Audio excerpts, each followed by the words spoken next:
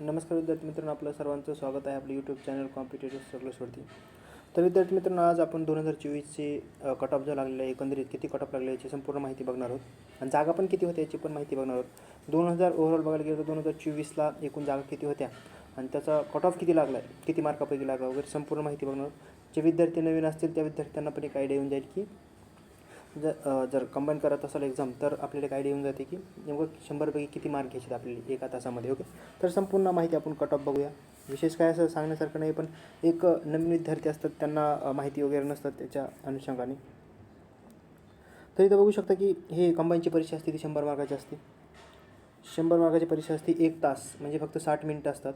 30 ते 35 सेकंद असतात एका प्रश्नासाठी. याच्यामध्ये आता 2-3 वर्ष झाले की आयोगानं 20 मार्काचं गणिताचं वेटेज दिलेलं आहे. त्याच्यामुळे अजून तुमची पण स्पर्धा अजून वाढलेली आहे आणि कट ऑफचं प्रमाण पण वाढलेलं आहे आणि जागा पण खूप कमी येत आहेत.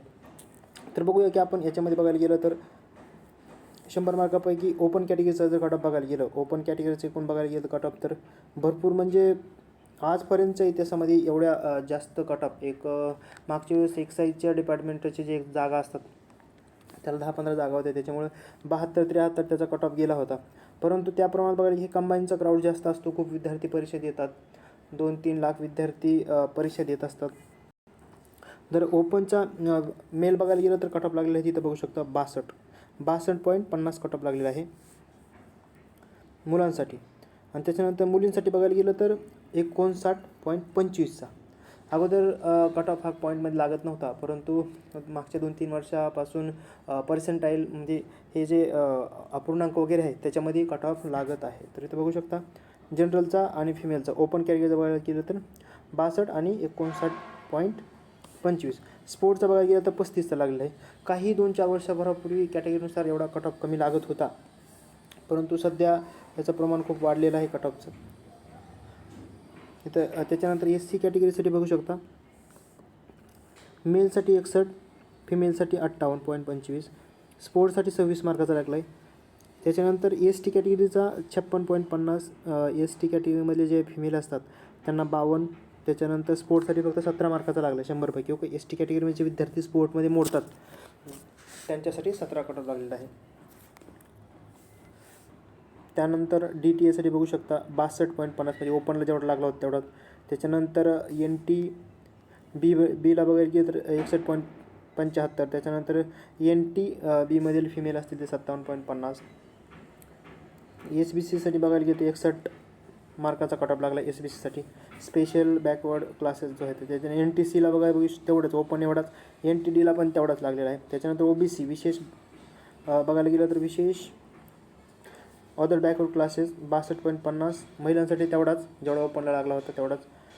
स्पोर्ट्ससाठी 35 लागला आहे, जेवढा ओपनला होता तेवढाच. EWSला बघायला गेलं तर थोडा कमी लागला 3-4 मार्काने, 4-5 मार्काच्या आसपास EWSचा कमी लागलेला आहे कट ऑफ. त्याच्यानंतर फिमेलचा बघू शकता, स्पोर्ट्सचा बघू शकता. त्याच्यानंतर SCBCसाठी नवीन जे मराठा विद्यार्थ्यांना आरक्षण दिलेलं आहे त्यांचा पण तेवढाच आहे, 59, 62 आणि 35 ओपन. दिव्यांगासाठी कॅटेगरीनुसार बघायला गेलं तर A, B, C, D आणि Eमध्ये Eसाठी 55, Bसाठी 50, Cसाठी 56 आणि D आणि Eसाठी 36 मार्काचा कट ऑफ लागलेला आहे. कंबाईनची ही परीक्षा असते. आणि अनाथासाठी सुद्धा आरक्षण आहे आपल्या MPCमध्ये. अनाथासाठी किती टक्के आरक्षण आहे याचा व्हिडिओ स्पेशल आपल्या याच्यावरती आहे, चांगल्या प्रकारे व्ह्यू पण आहेत आणि तो यूजफुल आहे व्हिडिओ.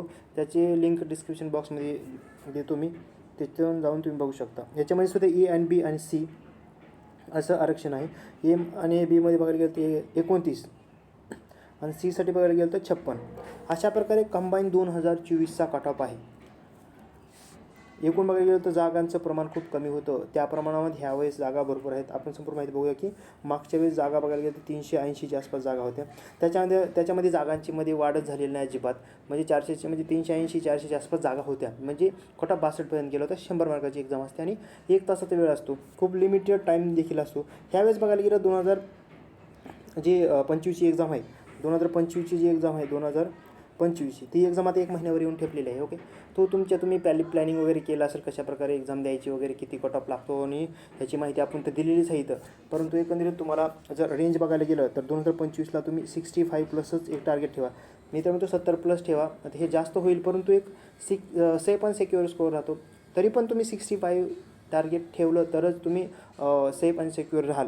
कारण जागा बी 700 किंवा यावेळेस 2025ला जागा बघायला गेलं तर जास्त जागा नाहीत. परंतु तरी पण PSIची एकूण जागा किती आहेत त्याच्यासाठी पण आपला व्हिडिओ आहे चॅनलवरती. आणि 392 का काहीतरी PSIसाठी जागा आहेत. 392 का 94 वगैरे एवढ्या जागा आहेत ह्याच्यासाठी PSIसाठी. त्याच्यानंतर बघायला गेलं तर एकूण जर बघायला गेलं कट ऑफ संदर्भात आपण बघितलेलंच आहे. परंतु विशेष म्हणजे याच्यामध्ये जागा वगैरे भरपूर आहेत आणि तरी पण हे कट ऑफ लागेल एक्झामच्या नंतर ते आपण पाहूयाच. परंतु 65 प्लस तुमचा स्कोर ठेवा.